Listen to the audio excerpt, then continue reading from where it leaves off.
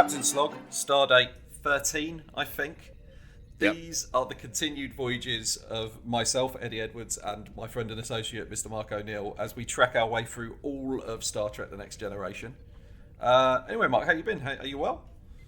Yeah, he says, coughing. No, yeah, I'm fine. I think I've got over my cold. Because I was listening back to last week's episode, because I do listen back to them every time, and just to remind myself how hilarious I am, and sometimes to remember what you were talking about, and I realised I sounded like I had a bit of a cold, so I don't know, maybe that's still the case. We now have a Facebook page, so you can feel free to write into that. If you have any criticisms for me whatsoever, I want it to be known that I'm not a very strong-willed person, and I have very little self-confidence. Now, that might surprise you, because you might be thinking, A, this guy's maybe one of the best entertainers on the free internet, and B, he sounds so handsome. But if you have any issues, if you're like, I couldn't quite understand your accent, I'll change it. I will change for you. When people criticise The Little Mermaid and they say it's about a little girl changing for a man, I'm like, well, is it? But also, what's wrong with that? Really? What is? Really? No.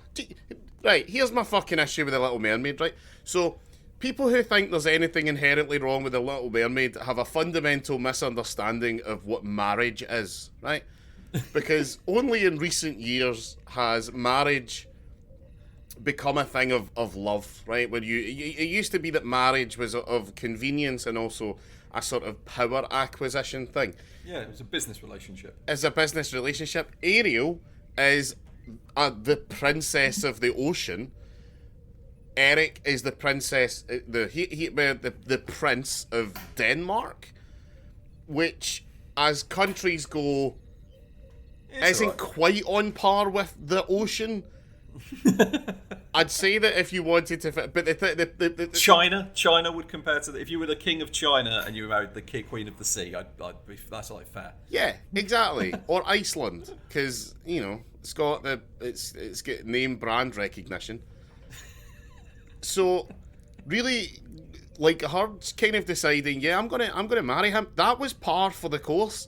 If anything, the fact that she's 16 years old, and Eddie, I have specifically gone through the production and the script of The Little Mermaid. She is explicitly stated to be 16 years old. Now, if anything, that's a bit old. Because, as we know, look, I don't think it's a controversial stance to say that all Danes are pedos, right? I love the fact that this is a stance you're taking during your speech about please don't leave us negative feedback. all Danes, and I'll take that back. Maybe not all the Danes, just the royalty. If he was Prince of Austria, you'd have a stronger case. Because our royal family has shown to be... Our royal family contains paedophiles, and if you want to sue me for that, Liz, fucking go ahead. Because do you know what fucking court case will get? I'll get a verdict faster. The one where we officially find your son to be a pedo. And then my case will get thrown out. And I'll take lawyers' fees off you. You better fuck. I don't give a fuck if your husband died. I don't give a fuck if you're 100 years old. I will fucking rinse you for everything that you're worth, you old boot. The thing is, I've always said that I wasn't certain whether or not Prince Andrew was a paedophile prior to the interview. Oh, how you doing? Yeah, like I say, my entire life is become refereeing a fight between a dog and a cat. That's not true. I watched Eternals again because it's on Disney Plus, and confirmed my review that it is fine. It is certainly a film that happened, and I'm very interested to see what Kumail Nanjiani and Kit Harington do in other Marvel projects. I know exactly what they'll do in other Marvel projects, and it will be exactly the thing that they did in Eternals, which is show up, be interesting, fuck off screen, and it can come back for the post credits. I'm not particularly worried about like spoilers for a movie that nobody really cares about, but I do quite like the fact that Kengu as a character's like arc is to not try and stop the world from ending. Yeah. He just goes, no, I don't. I actually agree that we should let the world end and let everybody on Earth die. But I'm not going to kill anyone over it. So see you on the other side. Let me know how it goes. I watched a really convoluted. I really like the YouTube series Film Theory because it's like proper. They're about 15 minutes long. So if you're really treating yourself, it's the exact length of smoking a joint and the initial come up just before you get hungry. And they done an excellent one that they released. I think it was after Eternals, which was basically that Eternals kind of proves that Thanos was right. Yeah, because if there wasn't that many people on the Earth, we'd have had, I mean, given how population increase goes, 100 years. An extra 100 years, but 100 years in which we had Avengers, so maybe. Yeah. But also, but I'm going to say this as well. If you're a celestial being and your entire plan needs planets to have a certain number of people on them, and somebody comes along and wipes out half of all life in the universe, completely fucking your plans, and then the people of one fucking planet reverse it and get everything back on track, I'd give them a pass. But here's the thing is that the Celestials obviously were not happy that Thanos erased half the universe, because then they need to wait, because the Celestials are fighting against something. That's why they need new Celestials, and if they don't have that, then our unit, because you may also remember the throwaway line from the Ancient One that the Infinity Stones are our chief weapon against the darkness, which we don't have. And she specifically said the darkness, not What evil. The band. Yeah, exactly. Against Justin Collins. Is that who that was? Hawkins. Justin Hawkins. Justin Collins was a guy who really threatened to be entertaining back in the mid-2000s. Yeah, and then it turned out he beat his girlfriend or something. He might have been the first full-scale cancellation. Yeah, and rightly so. Yeah, exactly. And that's what I hit people with, man. See, when I go to fucking family dinners and my uncle's like, "Oh, cancel culture can get fucked," I'm like, "See, without cancel culture, you'd still need to put up with Justin Lee Collins. So fucking take that. You're welcome." If we really had cancel culture, please tell me why is the mother of a paedophile on the banknotes, right?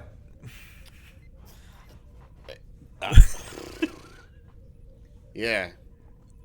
Oh, by the way, something else I want to talk about before we start. So I watched a documentary series on Netflix called The Puppet Master. Right. And it's about a con man who essentially, Mark, okay, I want you to imagine that somebody you know, out of the blue one day, told you that they were an MI5 agent, right, and the IRA wanted you dead. Right? How seriously would you take that if the person saying it couldn't produce any documentation, couldn't back it up in any way, didn't have anybody else you could talk to, and couldn't verify this at all, but knew information about you? So, just to help people really take advantage of me, what I told you earlier about criticism, not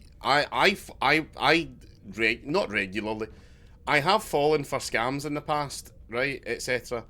And really, the only scam I truly understand is, have you ever seen the 1960s musical The Music Man? I haven't, but isn't it also exactly the plot of the monorail episode? Yeah, except it ends in a much more positive way. Right. So if someone, I'd definitely, if someone came up to me and went, "Your name is Mark," I'd be like, "That's true." And also, right, the IRA are out to get you. I'd be like, "Well, that's a surprise because the one thing that we are serious about on this podcast, the one thing that we will take to the bank, because we are a pro IRA podcast, and that is foot down. Yeah. Nothing will ever change that. Okay, Mark, this bloke pulled this off, and not only did he get these people to believe him, he got 3 people to go on the run for 9 years, right, while he funneled all the money out of their bank accounts. By telling them that he needed money from their bank accounts to help set up their fake identities so that they could escape the IRA. You know, like the government does.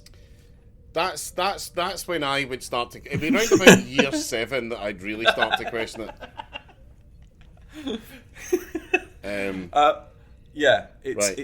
It's mental. It's absolutely mental, especially because the bloke who did it, not in prison because he got out on a technicality, and is currently disappeared off with some family's mum, who they tried to tell her that she's with a con man. She doesn't believe him.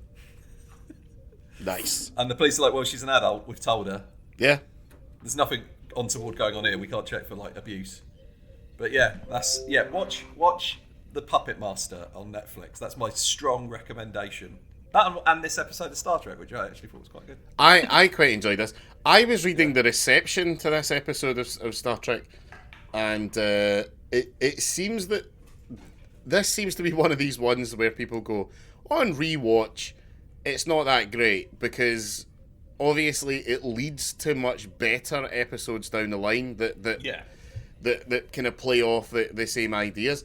But I think that, because we're watching this obviously like we would have been back in 1987, the fact that this one is basically fine and good in a sea of utter shit really elevates it. Now, I like this episode. I immediately came away from this episode, I watched it with my girlfriend, and we both went, that was quite good. I enjoyed that. It felt very Trek. Yeah, it had a solid plot. Yeah. So to do the plot of this, they go to the planet that Data's from, where there was nobody else. He was just found on a planet, we find out.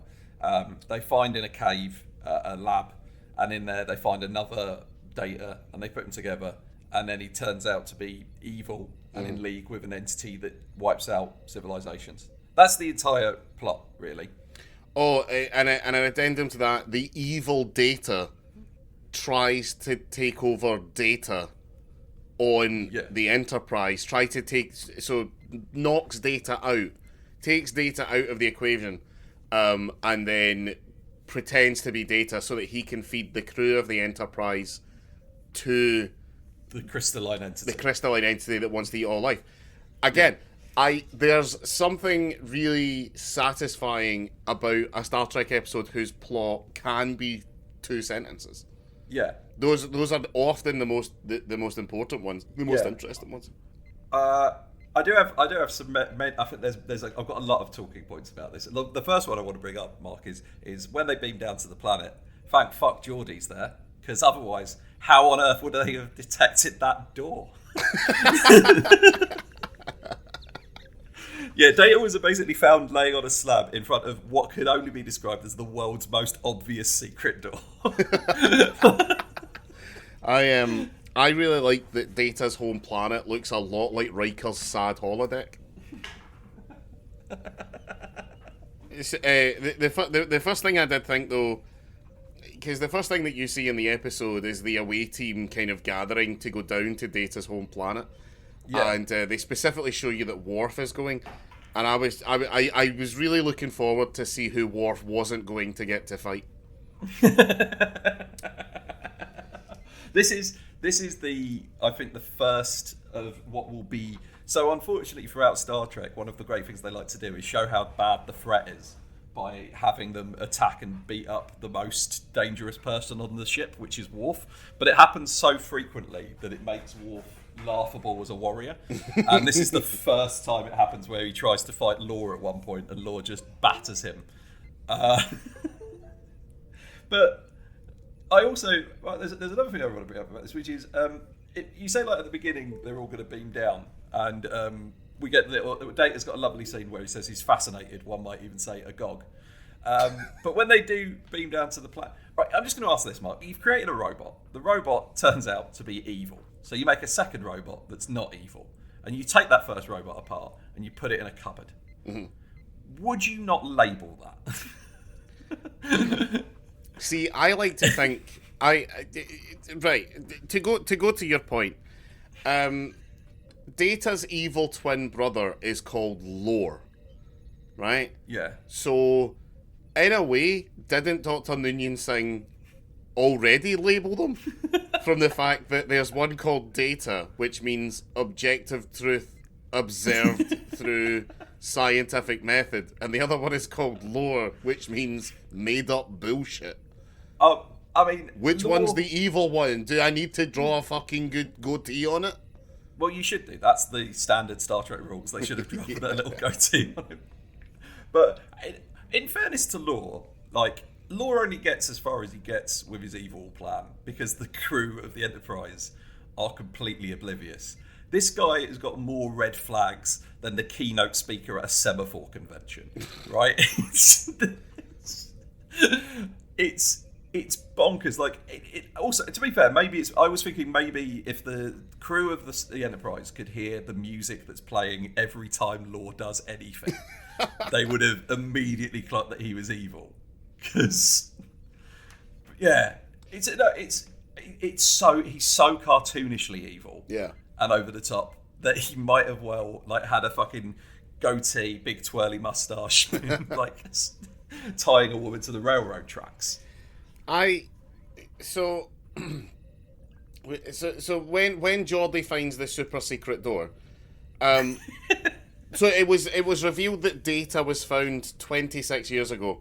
He was lying there on like a stone plinth thing, and behind it was a super secret door. Yeah. And which Geordi spotted, not using his visor, but using his knowledge of engineering, which I thought was quite a nice bit of character development. And so, well, first question: when they find Lore, obviously they find him disassembled. Yeah. With his fat ass, and by that I mean PHAT. Ass is spelled the same way, unless you want to replace the S's with dollars.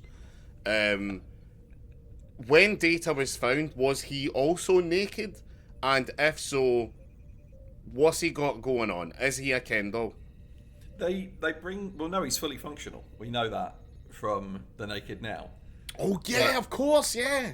So that means when they bring all of the parts... Because they bring Lore back onto the Enterprise to assemble him, which means it was like... At some point there was a conversation where somebody was like, can you grab that penis?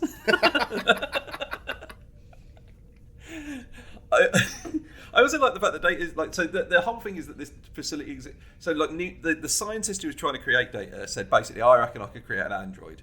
And then didn't manage to do it.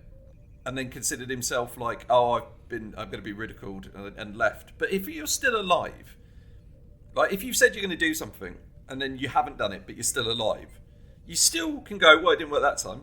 I'll try again. Yeah. But instead, he fled to the far side of the universe where a bunch of colonists hid in a cave, and he made an evil robot. Because the idea is, right, the thing that he's making isn't necessarily Data, the artificial humanoid. He's not trying to do that.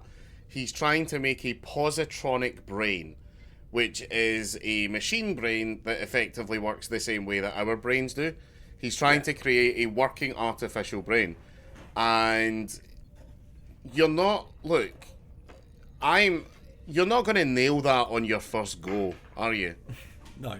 Like, that's not even a university thesis project. And anyone who holds that against you is not somebody you need to take seriously as a scientist, I feel. I wonder if it's a bit like, you remember that episode of The Simpsons where Homer goes to clown college and he's sitting at dinner and he stands up and he goes, "You people have held me back for too long. I'm going to clown college." And then Marge goes, "I don't think any of us were expecting that." I think this has been framed as if Dr. Noonien Sung, in disgrace, fled the planet and left to go and live with a bunch of colonists behind a super secret door, when in fact he was like, "Oh, my brain has failed." And then his like hot assistant is like, "No, Dr. Noonien Singh, your brain is fine." "No, you don't understand, Shirley. not my brain, my brain. And it's like a Mel Brooks comedy. So he has to. Oh, I'm so ashamed. I must go to. I don't know what the fuck this accent is. I must go to the far ends of the galaxy to work on my brain. And then Shirley's like, your brain? And he goes, no, Shirley, not my brain. My brain, you stupid bitch. Because back in Mel Brooks times, we could say things like that about women. But what was my point? Anyway, yeah, it's oh, and he also so this really it really ticks my boxes in quite a lot of ways. But we finally get a Star Trek episode that deals with an actual big issue, which is if like. Wait, what was I going to say? Oh yeah, how human can a human-like thing be before it is human? Because the colonists, they didn't trust Lore, according to him, because he's too much like a human. Whereas I think, in reality, they didn't trust him because he's an untrustworthy fucking snake. Yeah. Yeah, the one thing I do like in this, there's a scene in this where they keep referring to Lore as it before they've assembled him. Yeah. And then Data's like, well, if he's in it, if it's in it, I'm in it. And bear in mind they're calling it after someone's already carried a jar of penis after the Enterprise. And when corrected, Picard's response to this is to go, that's a good point, Data. We'll stop doing that. He's a he. Because Picard would respect your pronouns.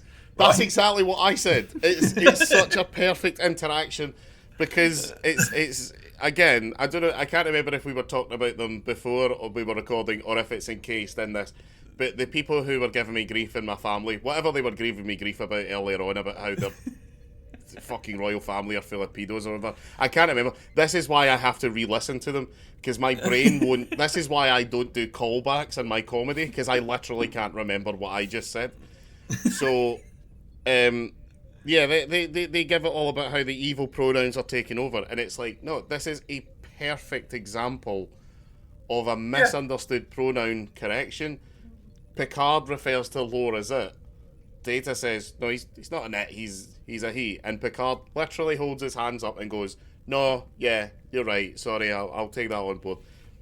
Perfect. Yeah. That is how that's essentially what we fucking want. Which is we're not trying to scare you into, oh, you can't say he or she anymore because the thems might take offense. No, fuck off, Carol. If you call someone a she and then they turn around to you and say, actually, if you don't mind, like I prefer he. Yeah. You don't. And then you go, don't, I mean, I know what you want to do. I know you want to send them to some kind of camp. You fucking. But what you should do is just be like, yeah, all right, I get that. Fucking just be more like fucking Captain Picard. Yeah. Anyway, yeah. Be more like Picard, who in this episode for once isn't pissing off and doing something other than his job. Yeah. Oh. Yeah. There was some. Sorry. I want to say this episode has had what I think is the best bit of background dialogue of anything we've watched so far, because there's a bit where they're assembling Lore, and the chief engineer who's doing it is Engineer Argyle, who's like a character who's not a character we care about, and he's putting Lore together, and there's a bit of technobabble where he just says to someone, is the electromagnetic symphometer reading positive or negative? Which I can only work out means that he wants to check if he's wired the battery up the right way. Yeah. But it's just one of those things, I heard it and it was like, that sounds so much like it means something, well, quite clearly meaning fuck all. I was impressed by that technobabble. When they are assembling Lore, Data is there to. Oh, also this was a thing, right? So when Riker says to Data, let's bring it aboard, let's bring Lore aboard, right? Because he's in all different. He's in like some assembly required, right? Yeah, and he looks a bit like Brent Spinner. Yeah, he looks a bit like Brent Spinner. Yeah, so but they were like, "Oh my god, it's uncanny," and you're watching it going, "It's not. That is not a great prop." So when Riker turned around to Data and says, "Well, we'll bring it aboard," Mark O'Neill, the Observer, said, that sounds like a bad idea. We then get the title sequence, and the first thing that Picard tells him is that it was specifically a good idea to bring him aboard. And again, if Captain Picard thinks it's a good idea, I'm on board, right? I'm fine. I would hold my hands up and say I apologise. But Mark, I want to bring up as well, this episode does something that I find baffling, which is there is a fairly lengthy scene in which Beverly Crusher fingers Data's off switch to establish that Data can in fact be turned off with a switch. And it's important that you listening to this understand that this scene is maybe like a minute of like properly, and it goes back and forth, there's proper dialogue, and it has literally no payoff in this episode. No. The only thing that paid off for me was just before it happens, Geordie asks, will we know how to turn it on? To which I replied, does Geordie know how to turn anything on? Geordie couldn't turn on a woman with the specific fetish of blind black starship engineers. But the reason I want to bring up that off switch, Mark, the reason I want to bring it up is later on in this episode, there is a scene where Lore knocks Data unconscious by drugging his champagne. When you've established that the off switch exists. Why doesn't he just turn him off? So immediately before Data, or when Lore was injecting the android roofies, because they actually are like always. At one point earlier in the episode, Data references an element that they can use as an anesthetic on themselves. Yeah. And Lore went to inject the drugs in to the drink, and Laura shouted out, he's gonna single white female you, Data. Which made me laugh a lot until I realised I don't actually know what that reference means. Like, I've heard that reference a few times, and I said to Laura, I'm going to say that on the podcast and see if Eddie laughs, right? And then when he does, I'm going to be like, how is that reference relevant? Right, because the movie Single White Female, I believe, has a scene where that happens in. That's it. That's all I've got. Yeah, exactly. We've never seen your movie, because you know what? I had the word female in the title, and I was like, not for me. I heard the word single, and I was like, maybe. But then I heard white, and I was like, absolutely not. Had it been called slightly older, mummish, Hispanic woman, I'm all in. Yeah, and that's why I've spent most of this week masturbating to Encanto on Disney+. Do they say how old that kid is in that? just to be safe, you know what I mean? Yeah.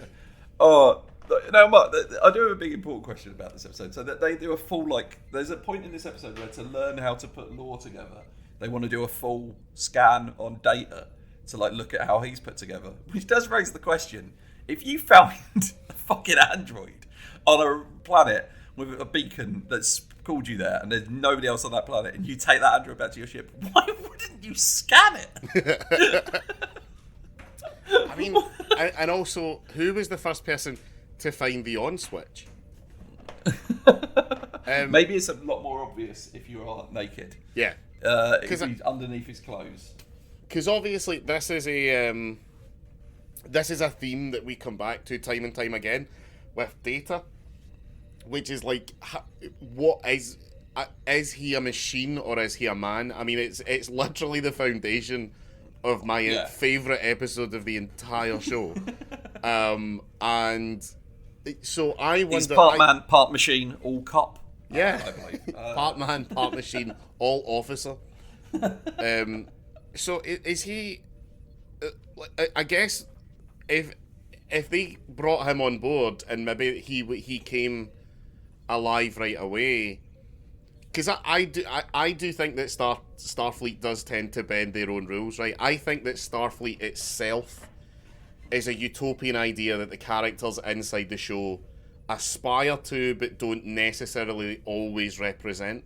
So I would like to think, given that there are questions of how human can a machine be before it essentially becomes indistinguishable from humans.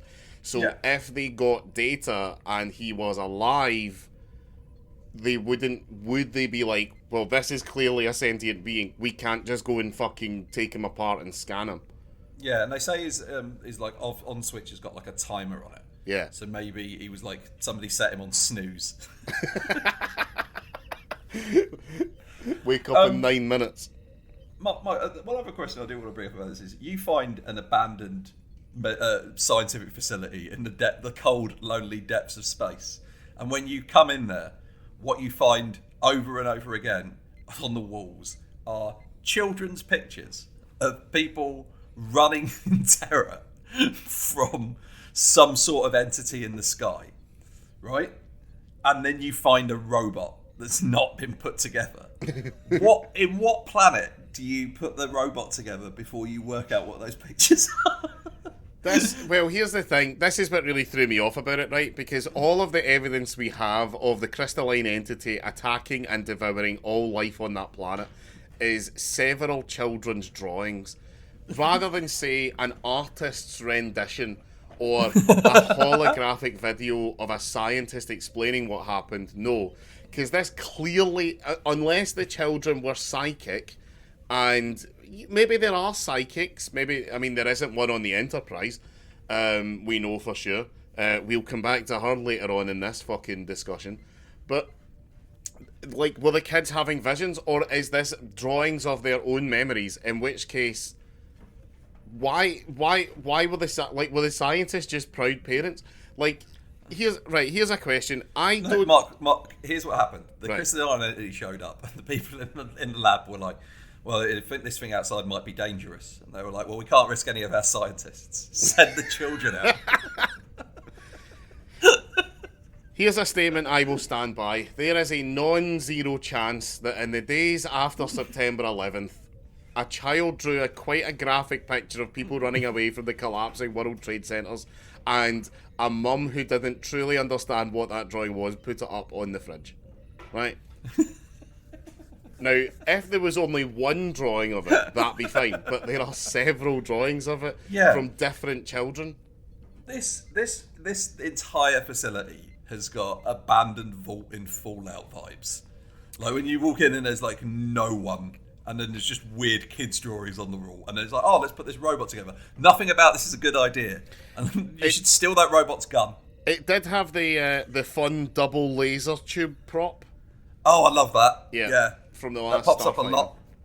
You'll see that a lot throughout Star Trek. It's vaguely futuristic and looks like it probably does something. It's in a lot of sci-fi stuff. A lot, the same thing as, and the other day, my fiancée Laura was like, I listened to your podcast the other day, it was quite good, although, as expected, you spent an inordinate amount of time talking about Ghostbusters on your Star Trek podcast. The PKE meter from Ghostbusters shows up quite a lot and stuff as well. Like, there are sci-fi props that show up in everything because they look a bit futuristic. Yeah, the guns from Starship Troopers, because they made so many, they turn up in loads of stuff. The uniforms as well. I think the uniforms get reused in maybe SG-1? Yeah, I think it's in that. And I know the guns get reused in Firefly, held upside down. Yeah. That's what it is. Yeah, the uniforms get reused in Firefly, that's right, yeah. I want to point out this is another episode as well that we've watched where Wesley is the MVP. Because he's seemingly the only person who realises that Data and Lore have switched places, despite the fact that it is so fantastically obvious. Like, he calls Riker rather than Commander. Like, it's like everything he could do wrong, he does wrong. Like, down to not understanding what Picard means when he says "make it so," even though you can infer that from context.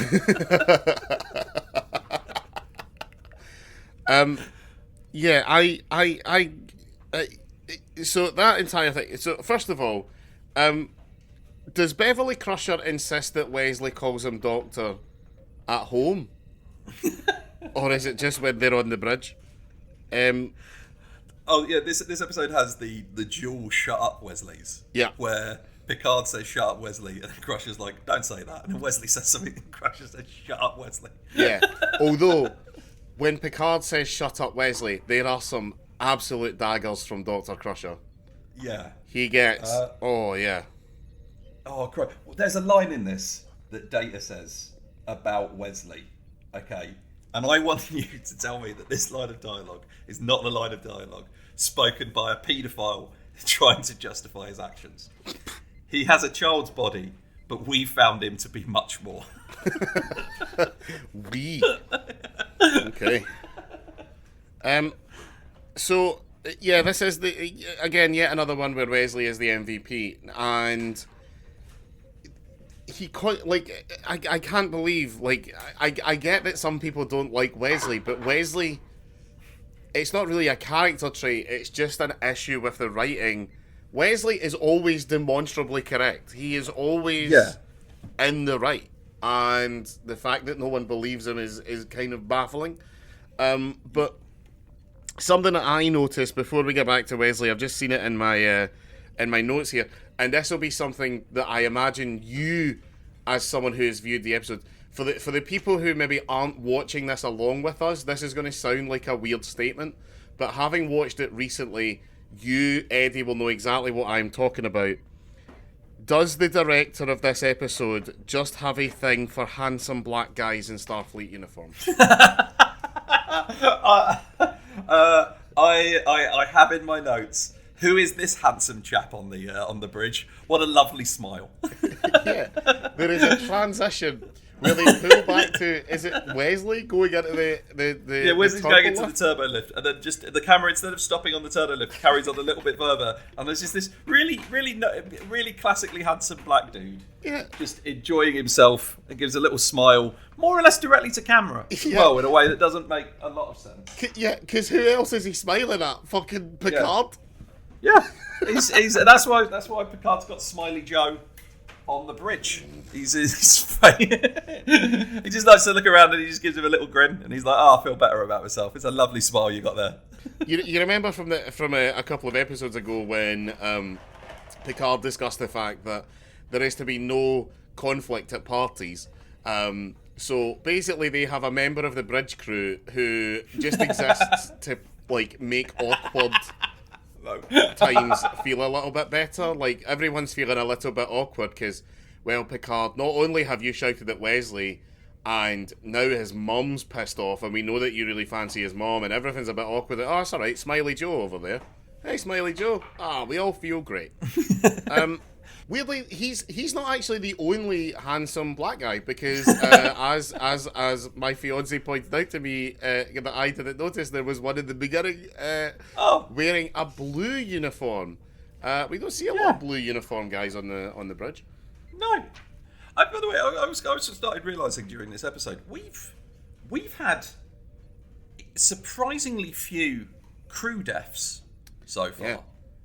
We've had like the guy we really liked in like the third episode, Mr.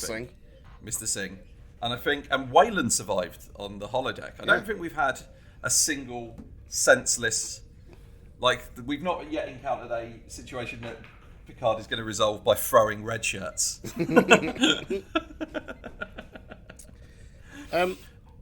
So there's some really good, there's something I really enjoy about Star Trek. Which is I'm not a military man, right? I have no interest in joining any branch of the military. I'm too kind of ADHD for that, right? I have both reverence for and yet an untold contempt for any authority. But I really like in Star Trek when they take the time to really show the minutiae of like the etiquette of the way that they should be addressing each other and speaking to each other, and because Wesley gets pulled up on it for this. Did you notice that Wesley talks back to Picard and Riker then steps in and says, "No, I'm the one that trained him. I'll take the hit for this because that's a pretty shitty thing that he just did."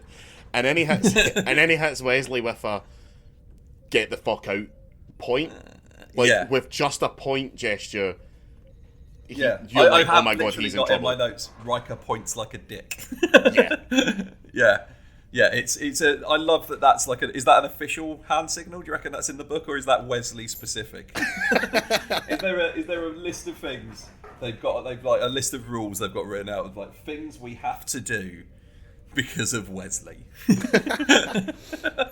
Here's a question for you, and I'm going to read this exactly as I have it written down, right?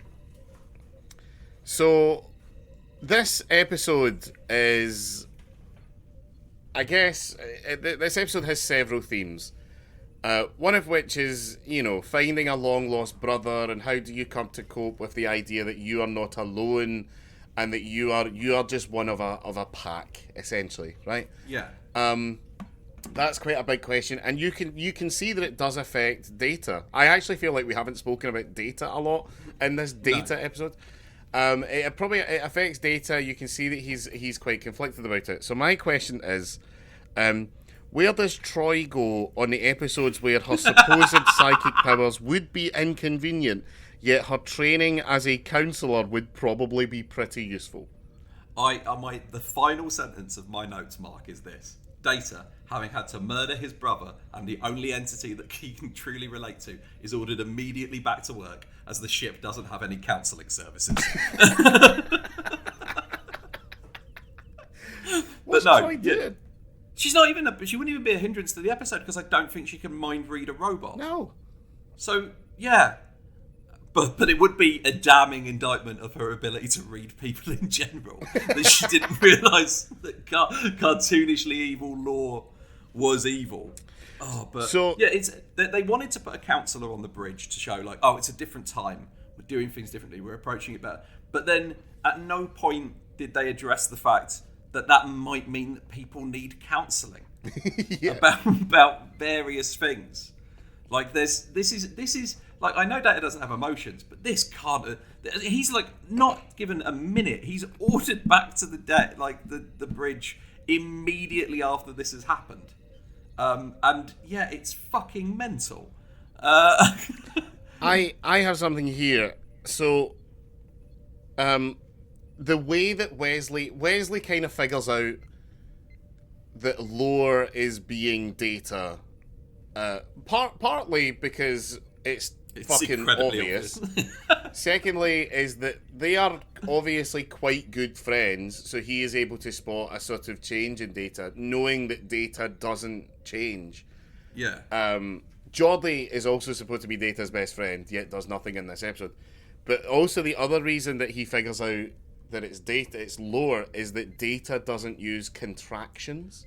Yes. So to explain what that means, again, if you haven't watched the episode, is that Data will never say, I can't. He will always say, I cannot.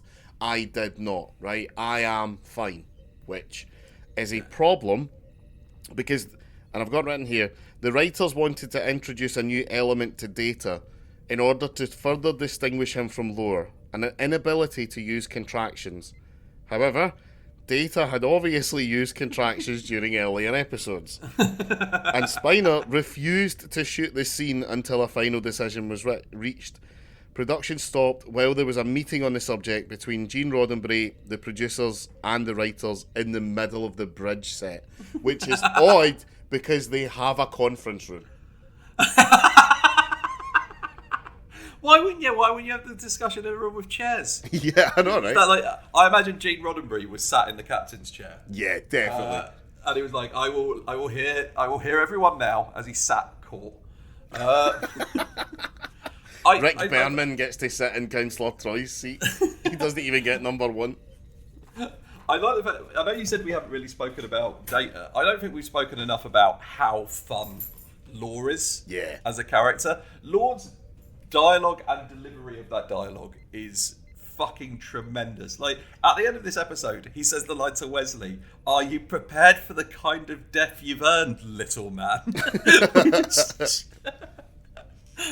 Yeah, he's absolutely fantastic. He's like, "Oh, they made me too human, so I'm a bastard." Yeah. And that's why when he shoots Crusher with the phaser, instead of having it set to stun or kill, he has it set to fire, which is apparently a setting on the phasers.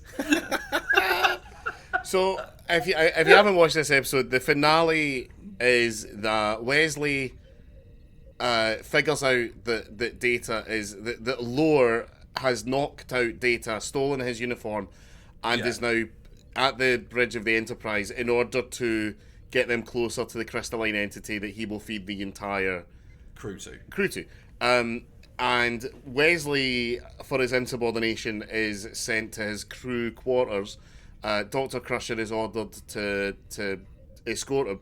In an incredibly uncharacteristic show of motherhood, Dr. Beverly Crusher decides to believe her son Wesley, and they go to the transporter room where they go and they wake up Data, and they take him to the transporter room where Lore is going to take down the shields so that the crystalline entity can get on board and fucking kill everyone. Yeah, he's told them he's going to beam something over to the entity, like for some reason he's going to beam them a tree. Yeah. And that's going to stop it, because this episode only works if everybody on the crew except for Wesley is thick. It really, that's like actually quite a lot of the reception that this episode got. Is that this episode only works if everyone is an idiot except Wesley and Lore. I give Data a pass as well, and I give Worf. Worf is acting in character. Is Worf, but Data is, he's got a brother. He's got family for the first time in his entire existence. That's going to be, I think, and I do like one thing that they address is that Tasha, as like a chief of security, brings this up and is like, we've got another person running around the ship who we're not certain about. Do we trust Data right now? And Picard is like, yes, we do trust Data, but that is a legitimate question. Yeah. And he's like, no, it is. It is a fair question. If you've got a robot on board that might be evil, and maybe he has a conversation with Data, and Data goes, actually, the logic you've put forward is right. We should kill all the humans, right? Yeah, that's what I'm talking about. That was an excellent bit of captaining, because Tasha seems to be a bit nervous about asking it and says, purely in my role as security chief. And then after she asks it, Picard is very fucking accepting in this episode. He's very nurturing. He's very like, no, that's fine. Like he literally turns to the rest of the crew and goes, I just want it on record, as you said, that question that she just asked, totally valid. Like, yeah. Like, you should be questioning your fucking captain. Like, I mean, don't get me wrong, you should go through Riker to do it, because I don't want to fucking hear your voice. If you ever try and fucking speak to me or look at me, I will have you abandoned on a dead planet faster than you can say, no, please, Captain Picard, you're my hero. No, look, O'Brien knows what's up, right? There's a code word that O'Brien and I use, it's called Up the Ra. As soon as O'Brien hears Up the Ra over my fucking comm badge, you're down there. And see if there's no planet nearby, you're in space. See if we're in warp drive, man, I will drop you out of this ship. And because we're in warp drive, what will happen, right, is that your atoms will be stretched across space in a magnificent smear that I will deem the skid mark. And do you know who'll dob me into Starfleet Command about this? Fucking no one else here. So what I'm saying, Tasha Yar, is that thank you, that's a very valid question, but from now on, put it through Riker.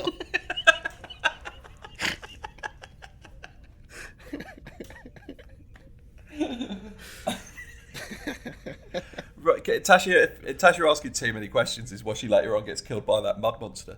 Yeah. Here's a fun fact. Lore was originally planned to be a female android to provide a love interest for Data, despite the fact that Tasha Yar has yet again confirmed he is very much up to specifications. And her job would have been to go out and repair dangerous situations on the outside of the ship. How is that not Data's job? That's sorry. It's all right. She's not a real person. She can do the dangerous things. Yeah. We'll do her first, and after that, it's the black and Chinese crewmen. Yeah, because we're not sending Data out. Because as much as he's on the cusp, he does essentially look like a white man, and those are the ones that we have to save.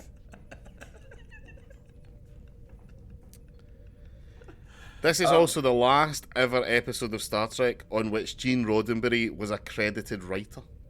Really? Yeah. Ah, that's interesting. Yeah, he died a couple of years afterwards. Yeah, it's a good one. It's like I say, it's a genuinely Data, like Brent Spiner as evil Data is just a joy. Like it's absolutely fantastic, and he will. To be fair, it ends with him getting beamed into space. Which, by the way, it's something I want to bring up. Right? Okay, Mark. No matter how quick you are on the controls of the fucking transporter, you cannot beam up half a laser. Right? That's not how that works, because half of he's fired his phaser and it's half out of the thing. It travels at the speed of light. It's a beam of light. Or if it is possible, the odds of that happening are so small that in itself would be the thing that Starfleet were interested in more than the evil robot. Yeah, exactly. Starfleet Command would be like, "You beamed out a laser? What? How? Yeah. Have you got footage of this?" Yeah, everything that Data sees is recorded. There is a point in this as well where when they find Data unconscious, dressed as Lore, and Wesley says to Beverly, "I've heard you know how to turn them on." And for a moment there, I thought we were going to launch into the porn parody of Star Trek: The Next Generation, which I assume is Star Trek: The Next Penetration. Fantastic. Laura, as soon as that line came on, and I'm gonna credit this to her. Laura immediately turned around and said, "Beverly can turn anyone on." It's on a special skills list. If you just look up her in the logs, it's like yeah. As far as we're aware, she's the only doctor on board, and. Yeah. Maybe they've gone back to that old thing of like the way to cure women of hysteria was with orgasms. Like remember when that was a medical practice? maybe in the future, being able to like if you need to give someone to give a sperm sample, maybe they've gotten past all the hang-ups about it, and like Beverly Crusher is an expert at jacking off all species. Yeah, exactly. Well, on that note. Yeah. You got anything else to add? I enjoyed this episode quite a bit. I thoroughly enjoyed it. I think one thing I did want to mention is there's a moment early on in this episode where like Riker and Geordi are getting really uncomfortable about like talking about Data as a machine. Yeah. And like Picard's like, "Oh, but we're all machines. We're just chemical in nature rather than biological." And everybody kind of relaxes. And it's like that's the quickest, and everyone's like, "Oh yeah, fine." And that seems to me weird. Like, I'm weirded out by thinking of my colleague as a robot. You know what doesn't weird me out? Thinking of all of us as robots. Because that's the kind of thing that's the kind of conversation that I've had at 4 a.m. in Lost in Amsterdam while I'm on shrooms. Where I'm just like, but really, like, aren't we just machines as well? Like, I'm just the result of my own program. Like, I would, if Picard had said that to me, and I was like even slightly inebriated from the night before, I could spend about an hour just sat there just going, "Sorry, you've just blown my mind." Like, is anything I do the result of my own free will? Like, if you could take my brain, clone it, and just feed all the same electrons that have been fed into my brain, would it act exactly the same?